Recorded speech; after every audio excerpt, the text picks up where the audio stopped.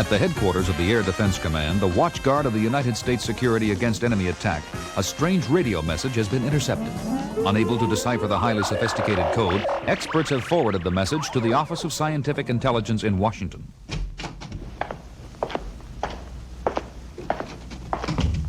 Steve, I'm glad you could make it. No problem, Oscar. I'm staying in town for the holidays. Steve, the Air Defense Command in Colorado Springs picked up an unusual radio message the other day on a restricted frequency. No identification codes? That's part of the problem.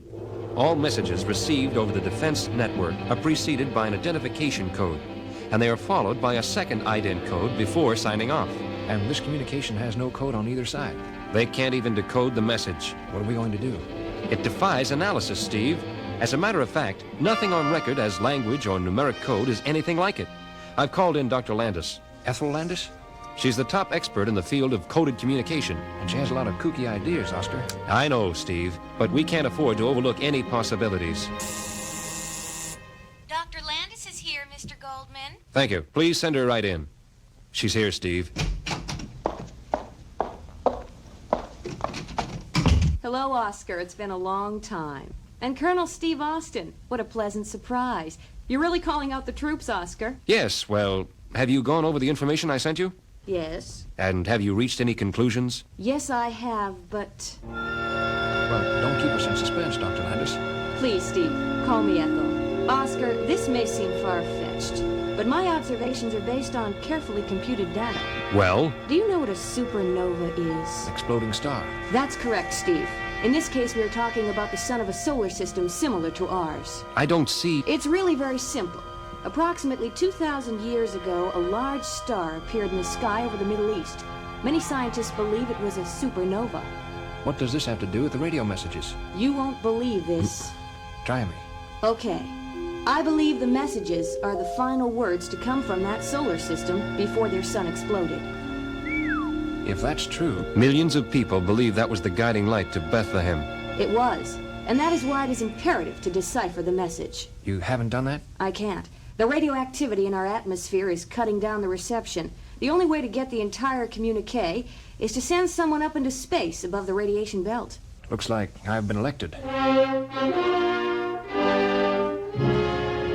2 days later at Cape Canaveral, Colonel Austin and Dr. Landis are in the forward stage of a Titan rocket awaiting takeoff. I didn't realize you were going to join me, Doctor. Someone who is familiar with intergalactic communications had to go. Do you really think that this may be some sort of Christmas greeting? It's the only thing that makes sense. 15 seconds, Steve. All systems show green for go. Fuel positive, safety breakers on, escape mode is armed.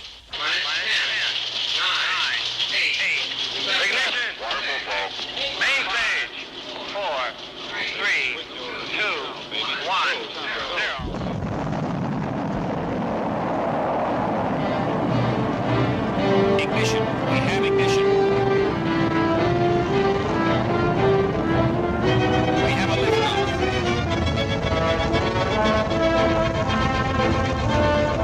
Houston, this is Voyager 1. We are 20 minutes into flight. We are climbing to predestined orbit for receipt of communication. You are cleared for orbit climb, Voyager. Adjust speed to 1,200 knots. Roll to 45 degrees left. Roger, Houston. Rolling to 45 degrees port. Speed to 1200. I'm starting to receive the message, Steve. I'll turn on the recorders. Steve, we show a trouble light down here. My panel is clear, Oscar. Everything seems fine. Check your guidance system. Left end gyros. Still negative, Oscar. We show trouble indicators.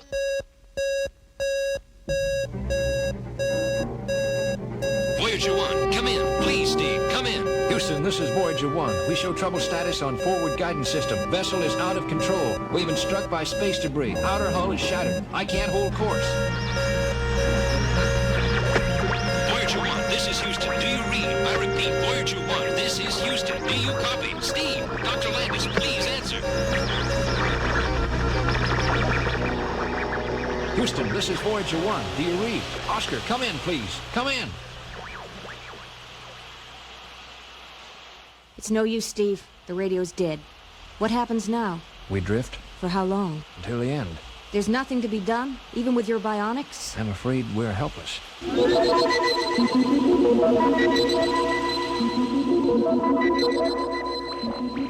I thought the radio was dead. It is. I don't know what we're receiving.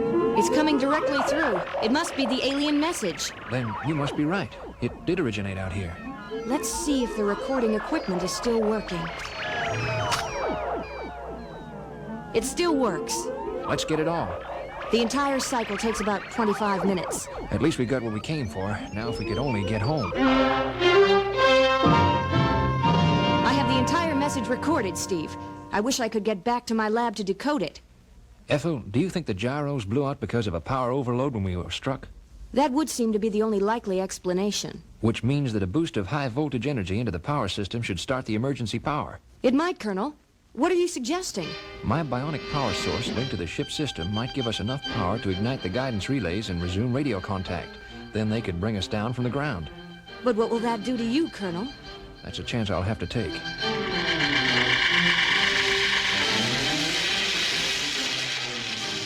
Colonel Austin. Steve, are you all right? Steve, answer me. Voyager 1, do you read? I repeat, Voyager 1, come in. This is Voyager 1. Colonel Austin is seriously injured. Please bring us home.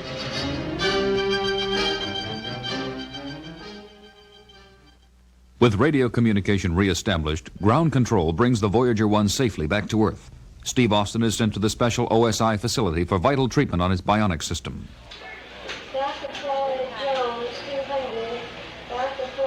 Hey, buddy. Merry Christmas, and welcome back to Earth. It's good to be back. That was a smart idea, plugging yourself into the ship's electrical system. It was a miracle. That's not the only miracle, Steve. What did you find, Ethel? It's very exciting. I've decoded the message. What does it say? First, let me say that I think it is from a solar system that no longer exists.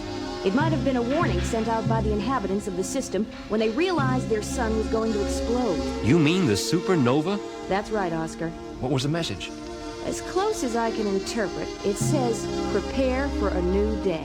That's all? Yes, but what is really ironic is that the message is just reaching us now. What do you mean? My original theory was right. The supernova occurred exactly 2011 years ago, on the first Christmas Eve.